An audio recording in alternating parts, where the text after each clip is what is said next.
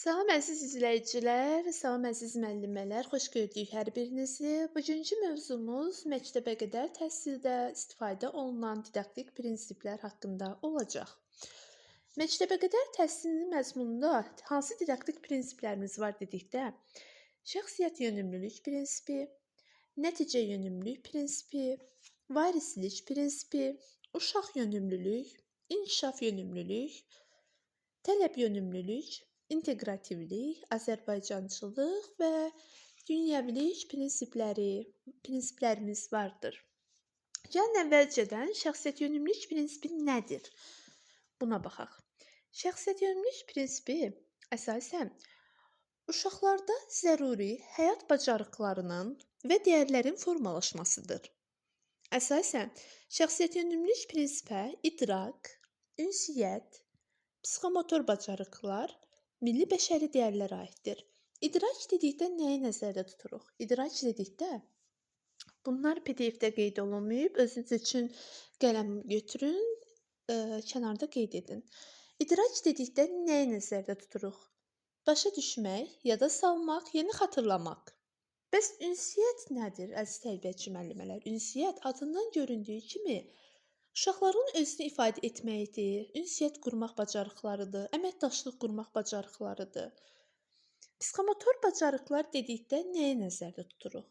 Psixomotor bacarıqlar əsasən hərəkət etməkdir, təqlidlərdir, quraşdırmaqdır, tullanmaqdır və milli bəşəri dəyərlər dedikdə muzeylər, əxlaqi söhbətlər, mədəni müxtəlifliyə hörmət və hüquqlara hörmət nəzərdə tutulur.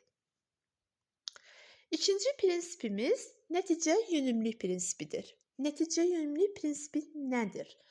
Dedikdə, təhsilin məzmununun əvvəlcədən müəyyən olunmuş nəticələr əsasında müəyyən edilməsidir. Yəni, burada əsasən diqqət yetirməli olduğunuz məqamlardan biri, əgər testdə qarşınıza prinsiplərdən əvvəlcədən sözü çıxıbsa, bilin ki, əvvəlcədən sözü nəticə yönümlülük didaktik prinsipinə aiddir. Yəni, təlimin məqsədi konkret nəticələrə, uşağın əldə etdiyi bilik, bacarıq və davranışlara yönəlməlidir.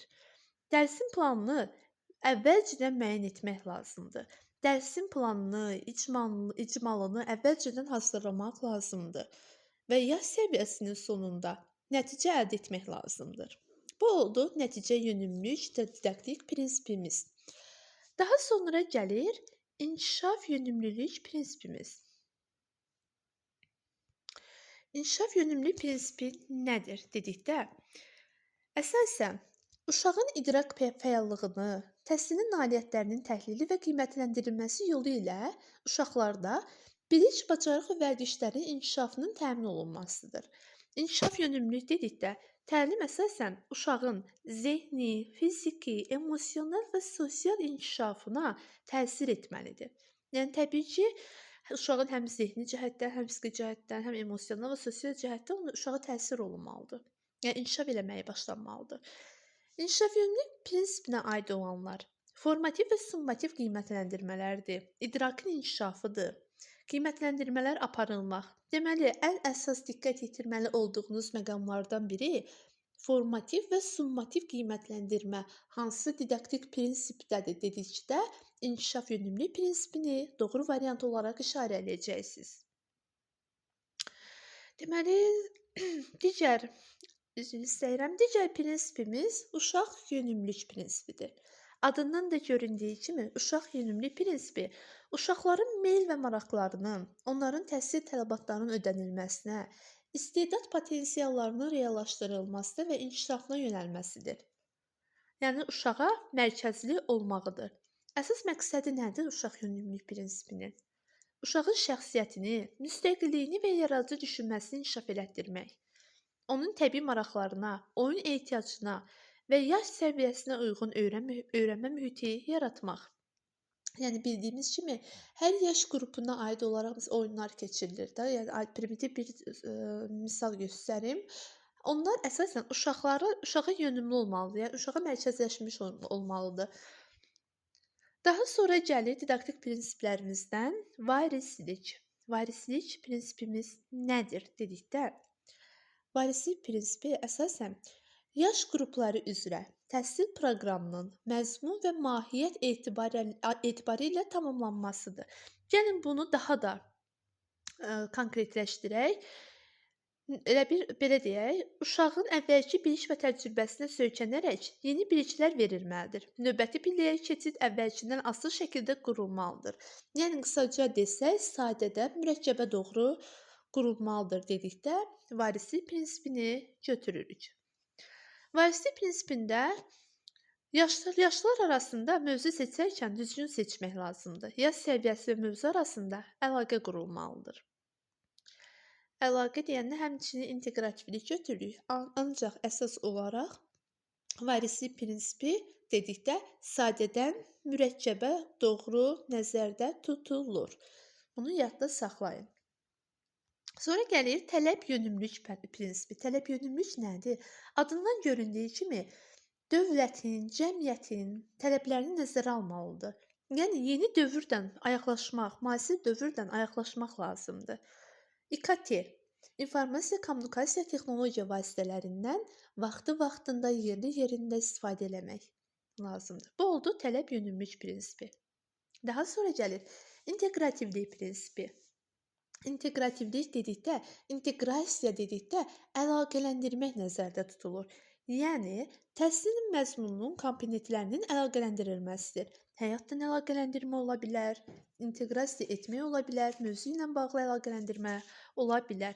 Həmçinin fənlərarası əlaqə əsasən uşağın dünyagörüşünü də genişləndirir. Yəni, misal üçün, hər hansı bir məşğələdə, oyun məşğələsi ilə onun, misal üçün, gəzintiyə çıxardırıq.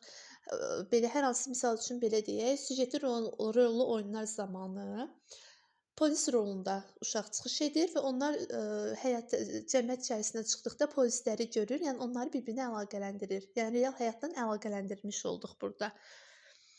Digər prinsiplərimizdən biri də Azərbaycançılıqdır. Azərbaycançılıq əsasən uşaqların vətənpərvərlik ruhunda tərbiyə olunması, fəal vətəndaş mövqeyi formalaşdırmaq, Azərbaycan xalqının tarixinə, mədəniyyətinə, dilinə hörmət hissi aşılamaqdır.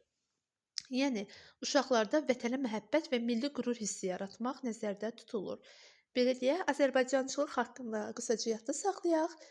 Bayraq, himn və gerb haqqında uşaqları məlumatlandırmaq Azərbaycançılıq prinsipimizə aiddir. Dünyəvilik nədir?